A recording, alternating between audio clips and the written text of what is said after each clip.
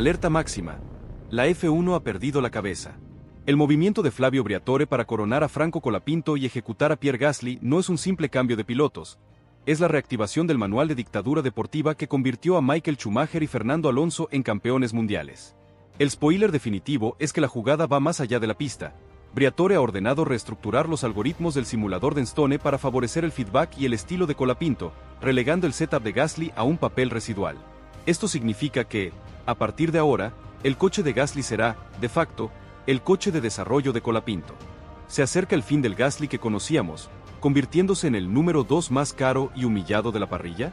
¿Podrá el joven Colapinto soportar la presión total de ser el único punto de desarrollo de una marca tan grande como Renault? La FIA observa con nerviosismo cómo la política de piloto principal VS Escudero regresa de la mano del hombre que inventó el caos productivo. Prepárense para conocer los detalles operacionales y los conflictos de vestuario que este decreto de Briatore desatará en cada gran premio, desde la prioridad de neumáticos hasta el tiempo en el túnel de viento. Comenten ahora si creen que Gasly tomará una decisión drástica antes de la próxima carrera, opinen sobre quién es el verdadero genio detrás de esta jugada y suscríbanse para que esta verdad no quede enterrada bajo el humo de las relaciones públicas. Briatore cerró la puerta de la sala y el sonido seco del picaporte fue una sentencia. La atmósfera, densa y cargada de una tensión no solo psicológica sino física, se cortaba con cuchillo. Gasly, el ganador de grandes premios, el hombre de la redención, se revolvía incómodo. Colapinto, el novato de ambición feroz, mantenía una calma antinatural. Briatore, sin levantarse de la silla, ejecutó la degradación de Gasly con una precisión que recordaba a sus peores momentos en el Crasgate de Singapur. No hubo gritos ni debates. Solo un monólogo. Franco Colapinto sería, con efecto inmediato, el piloto alfa del proyecto Alpine /Diagonal su equipo satélite. El eje de las decisiones técnicas y deportivas, el receptor prioritario de los nuevos componentes y la voz de mando en las reuniones de estrategia. Briatore sentenció que la indefinición de liderazgo había paralizado al equipo y que la F1 moderna no perdona el consenso. El equipo necesitaba un dictador en la cabina. Colapinto, con su frialdad y su agresividad calculada, era el elegido para ese trono impuesto. Gasly, incapaz de sostener la mirada, sintió como el orgullo que lo había rescatado del fracaso en Red Bull se desmoronaba. La decisión no se basaba en la velocidad pura, sino en la proyección de carácter y la capacidad de liderazgo técnico. Briatore no vio en Gasly a un líder de desarrollo, vio a un piloto de ejecución. En Colapinto, en cambio, vio a un arquitecto. El golpe de Briatore a Gasly fue un acto de despersonalización. El italiano dejó claro que Gasly solo sería útil en dos roles, como una referencia de ritmo, el coche B que prueba diferentes ETUPS para confirmar la dirección de Colapinto, o como un escudero táctico, sacrificando su propia estrategia en favor del argentino. El silencio de Colapinto en ese momento fue interpretado por Briatore no como respeto, sino como aceptación del poder. Esta es la clave. El líder de Briatore no pide permiso, ejerce. Franco, al aceptar esa corona sin un gesto de euforia, demostró la madurez que el italiano buscaba, una madurez que contrasta con la euforia juvenil de Gasly tras su victoria en Monza, un recuerdo que ahora pesa sobre él como una losa. Gasly sabía que cualquier réplica solo consolidaría la imagen de ego descontrolado que Briatore estaba proyectando sobre él. Tragó saliva, pero por dentro se encendía el fuego de una rebeldía que, de no ser controlada, podría costarle su carrera. El manual de dictadura, la cultura del número 1 de Briatore. La decisión de Briatore no es nueva. Es la resurrección de una filosofía que dominó la F1 de finales de los 90 y principios de los 2000. En ese manual, el piloto número 1 no solo es más rápido, es propietario del proyecto. Control total del desarrollo aerodinámico. En la época de Schumacher en Benetton, el diseño del coche se basaba exclusivamente en su estilo de pilotaje. Briatore ha impuesto ahora que el feedback de Colapinto será la única variable válida para la correlación entre el túnel de viento y el simulador. Si Colapinto dice que el coche subvira, el equipo trabajará para arreglar el subviraje. Si Gasly dice que sobrevira, su comentario será considerado una anomalía de pilotaje y no una prioridad. Esto es crucial en la era del cost cap. Un equipo no puede permitirse dos direcciones de desarrollo. Al elegir a Colapinto, Briatore está apostando por su agresividad en la entrada de curva y su capacidad para explotar el potencial del ground effect en alta velocidad, asumiendo que el setup resultante será demasiado nervioso para Gasly. Prioridad de componentes y pruebas. En cada gran premio, un equipo trae un número limitado de piezas nuevas. Un alerón delantero revisado, un nuevo difusor o una mejora en la suspensión. Briatore ha decretado que el coche de Colapinto recibirá el 100% de los nuevos componentes hasta que el equipo esté fuera de la zona de puntos. Gasly solo recibirá las piezas que hayan sido probadas y validadas por el coche de Colapinto, y siempre que haya un repuesto. Esto degrada a Gasly al rol de un probador, un beta tester que solo confirma la durabilidad, no la efectividad, de la pieza. Esto es una ventaja decisiva en la F1 moderna. El simulador como arma. La fuente de más detalle es el uso del simulador. Briatore ha ordenado que Colapinto tenga prioridad absoluta en el uso del simulador en Enstone, especialmente en las semanas previas a los grandes premios.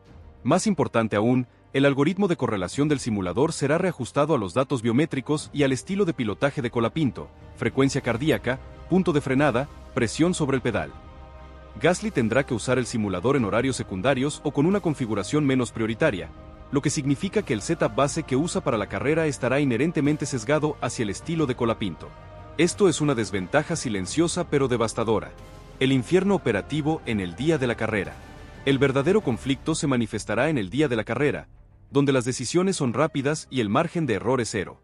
Guerra de neumáticos y compuestos. En una sesión de clasificación crucial, Q3, ambos pilotos necesitan el mejor juego de neumáticos blandos, C5 o C4, con el menor número de vueltas. El decreto de Briatore implica que Colapinto tendrá prioridad total sobre la asignación de neumáticos nuevos. Si solo queda un juego perfecto para el intento final de Q3, ese juego irá al coche de Colapinto.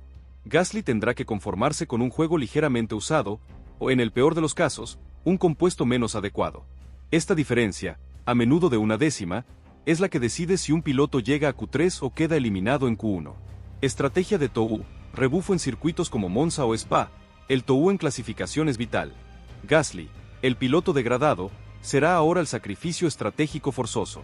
En lugar de que el equipo decida quién da el TOU basado en el orden del campeonato o el ritmo del fin de semana, Gasly estará obligado a dar rebufo a Colapinto en el intento crucial, incluso si eso significa comprometer su propia vuelta. Esta orden, aunque no sea explícita por la radio, se ejecutará a través de la secuencia de salida del pitlane y la coordinación de vueltas lentas /diagonal rápidas. Prioridad en pit stops. En una situación de double stack, doble parada en boxes, bajo un safety car, coche de seguridad, la prioridad es obvia, el coche de Colapinto entrará primero. El equipo de mecánicos estará enfocado en su coche, y el segundo piloto siempre corre el riesgo de perder más tiempo esperando o de tener un pit stop menos eficiente. Esto no es solo un hecho, es un factor psicológico que afecta la concentración del segundo equipo de mecánicos. Control de medios y narrativa. Briatore no solo controla la estrategia, sino la percepción. Colapinto será el único piloto con acceso a los medios clave del equipo antes y después de cada carrera. Gasly verá cómo sus entrevistas se limitan a canales secundarios o a preguntas sobre el rendimiento del equipo, nunca sobre su propia ambición. Esto solidifica la narrativa ante los patrocinadores. Colapinto es el futuro, Gasly es el pasado. El peso histórico y el fracaso de Renault. El contexto de Alpine /diagonal Renault es el de un gigante industrial que no logra consolidarse en la F1. El equipo ha gastado millones de euros desde su regreso y ha pasado por un carrusel de directores, Abiteboul, Budkowski, Szafnauer, Chester, Free, y la lista sigue, sin encontrar un rumbo claro. El coche ha sido consistentemente un monoplaza de media tabla, incapaz de desafiar a los tres grandes. La decisión de Briatore es la última, la más desesperada, y la más arriesgada, de forzar el éxito a través del conflicto. La F1 ha visto pilotos talentosos ser destruidos por este sistema. Mark Webber en Red Bull fue constantemente superado por el trato preferencial a Sebastian Vettel. Rubens Barrichello fue un escudero perfecto pero nunca un campeón junto a Schumacher. Briatore está arrojando a Gasly a ese mismo abismo. El francés, un piloto de carácter orgulloso, tiene ahora dos opciones: o se quiebra, aceptando su rol y marchándose al exilio, Haas, Sauber o el fin de la F1, o se convierte en un saboteador productivo. La hipótesis de un sabotaje productivo es aterradora. Gasly no puede chocar intencionalmente a Colapinto, pero puede cometer errores estratégicos que beneficien su propia posición.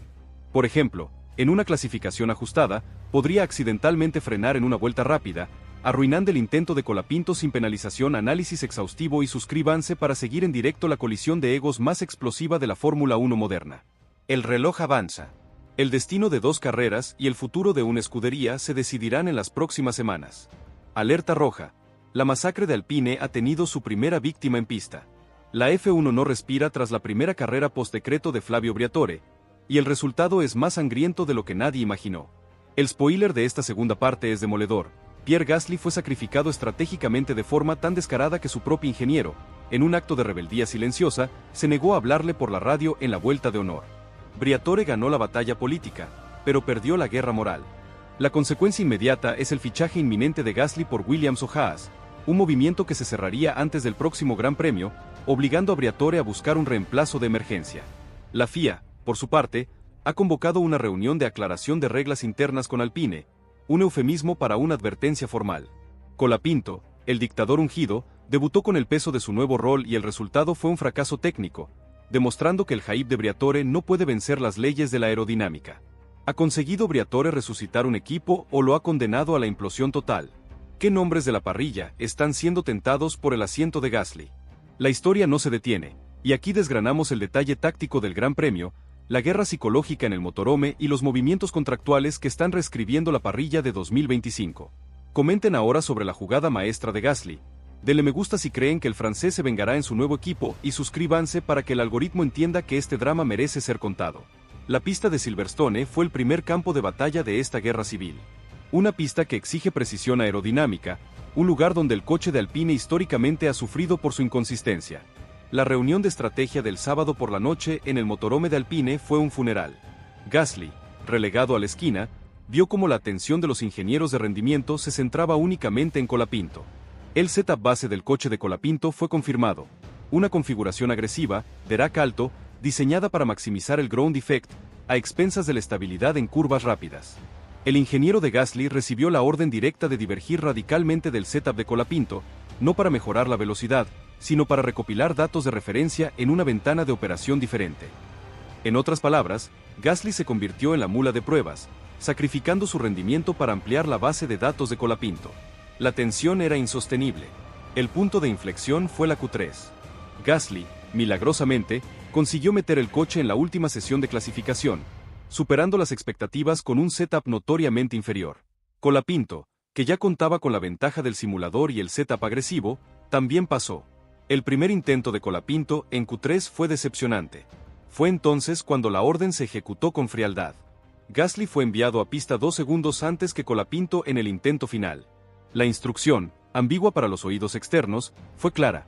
Mantén un delta de 1.8 segundos hasta la curva 5, luego aborta en la curva 7.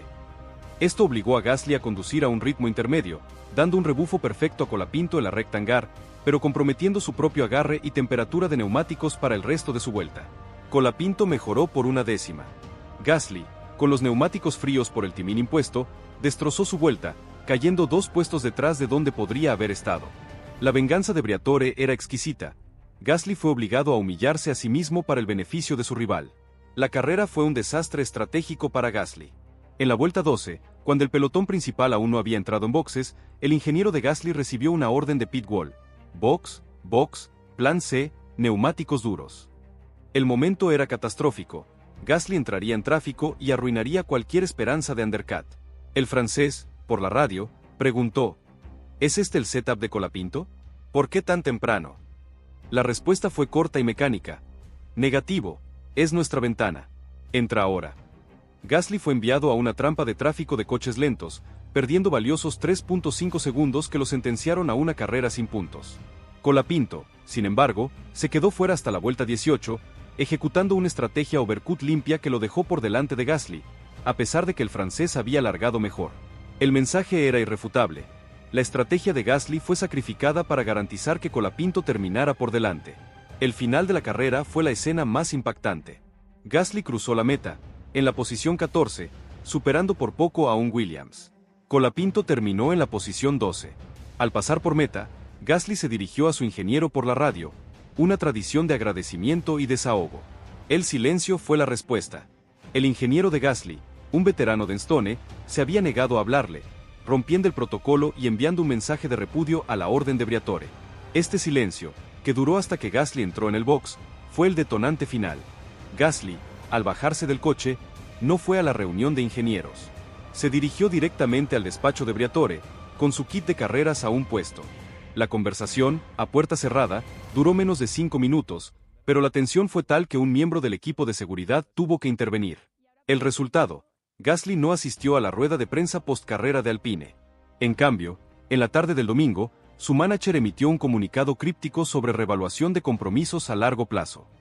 La danza macabra del mercado de fichajes. La humillación de Gasly en Silverstone. Aunque devastadora para su espíritu, fue una bendición para su carrera. Se convirtió en el piloto libre más valioso de la parrilla. Los equipos rivales ya no veían a un piloto bajo contrato. Veían a un ganador de grandes premios enojado y liberado por la tiranía de su jefe. Las llamadas a su manager se multiplicaron, con 3 equipos liderando la puja.